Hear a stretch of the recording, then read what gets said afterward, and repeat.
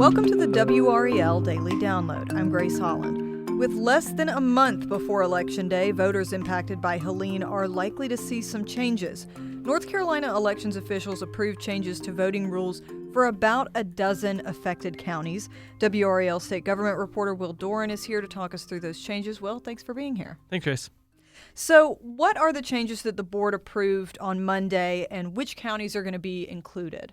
Yeah, so the counties that are included, the big kind of population centers are obviously Asheville and Boone are included in there, but it's not just those areas.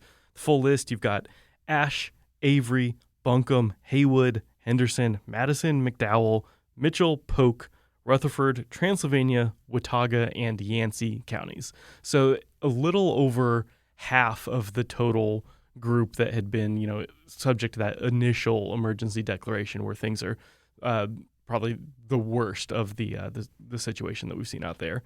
And you asked what changes have they approved? It's been two kind of major changes that they worked on. There could be more to come, but what they did today is they approved for bringing in new mobile voting sites. A lot of these places, you have dozens of precincts in a county, and maybe half or more are now either just gone or are severely damaged, or maybe there's only one road leading up to that, and that road is gone. So they're going to be bringing in some mobile voting sites. And then there's also a big change made for people who are voting absentee by mail. They're going to be able to bring their mail-in ballots to any precinct or mobile voting site on Election Day and turn those in. Normally for people in the rest of the state, if you're going to, if you waited too long to mail your absentee ballot in and you say, oh no, I need to go deliver this by hand, you've got to send it in or bring it to your elections office. This is going to allow people in those affected areas to bring it just to any of their polling places. Right. And they can do that by Election Day, right? So that kind of gives Correct. them a wider, yeah. Right. The rule is still you've got to get those ballots in by Election Day for it to be counted. And that is a change this year. It used to be that North Carolina gave like a 3-day grace period to get mail-in ballots in. That is no longer the case, but this does at least make it a little bit easier for people out west to have some flexibility on how they get those in. Right. So why didn't the State Board of Elections extend the voter registration deadline? Well, that deadline is this Friday, coming up fast. But for a whole lot of people in the state, there's going to be another 2 weeks of early voting where you can go in and do what they call same-day registration. So folks who are voting by mail, if you're listening to this and you want to vote by mail or you need to change your address, you need to go ahead and do that by this Friday. But if you're planning to vote in person, you can do that during early voting. You're going to have 2 whole weeks of that. So that kind of is already an extension that's sort of de facto built in already, if that makes sense.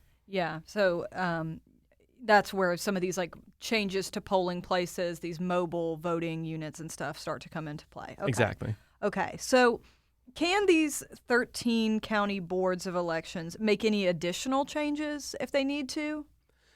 The boards obviously have some, flexibility to work, but any big changes that we're going to see probably from here on out are going to come either from the State Board of Elections or from the state legislature. And so, obviously the Board of Elections has been meeting basically 2 to 3 times a week, both, their own official meetings and also just to talk with us in the media about what's going on. And we expect that to continue probably until the election, just to get updates on all of this. So, we'll be keeping a close eye on what they're doing. And then the legislature comes back on Wednesday. I'll be there. Several of our other colleagues will be there. And we're definitely expecting them to at least begin debating what they need to do for elections and plenty of other things, what they need to do for schools, what they need to do for just getting money out west. So plenty of action later this week coming up. All right. Let's take a quick break right there and we'll be right back.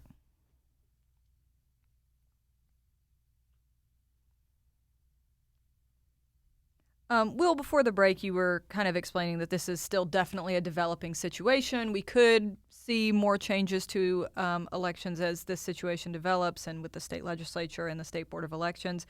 Have we seen the North Carolina State Board of Elections make last-minute adjustments like these in the past due to storms? Obviously, hurricane season, especially in North Carolina, tends to heat up right in those couple of months leading up to the election. Exactly. And fortunately or unfortunately, we do have a lot of experience dealing with making last-minute changes to how elections operate because of natural disasters. In both 2016 and 2018, we had hurricanes Matthew and Florence hit the state right before the election, just like we're seeing again this year, disrupted huge swaths of eastern North Carolina. In 2019, Hurricane Dorian came in, and especially out in Hyde County, there were people who were voting in tents that the military had to set up because there were no more polling places anywhere in that county. So they just had to have this temporary National Guard tent that everyone went to vote in. So there's experience like that. And then, it's not just storms.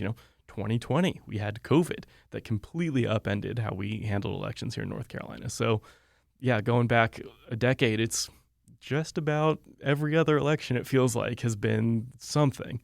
Yeah, right, which, gives them a lot of experience dealing with this. And then also, for our North Carolina voters, not just in those 13 affected counties, but all counties, what are the key dates and things that they need to know heading into this election? Because like you said, there have been some changes. Exactly. So I already mentioned the first one coming up, which is this Friday, October the 11th. That is your deadline to register to vote. That is particularly important for people who are going to vote by mail or people who plan to vote on Election Day itself.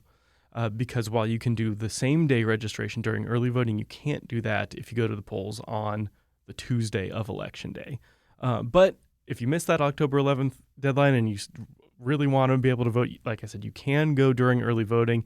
You just got to make sure to bring some documents with you to prove who you are. All those documents are on the State Board of Elections website. It's pretty easy to find. If you're not sure what you need to do, just go to ncsbe.gov. You can find all that stuff. And early voting is from October 17th through November 2nd. And that'll take us up to the weekend right before the election, which is November 5th. And that's Election Day and also the deadline for any of those mail-in ballots to get in. So if you are planning to vote by mail, definitely get it in the mail probably by around Halloween. If you want to make sure, or even earlier, you want to make sure that your ballot's definitely getting counted. If you're running up against the deadline, you might need to go and deliver it by hand. All right. Well, thank you so much, Will. We appreciate it. And thank you for listening to the WRAL Daily Download. Another great way to get WRAL news is the Morning Briefing newsletter. It's a daily email with triangle news, events, and headlines to help you get ready for the day. Sign up at WRAL.com/newsletter.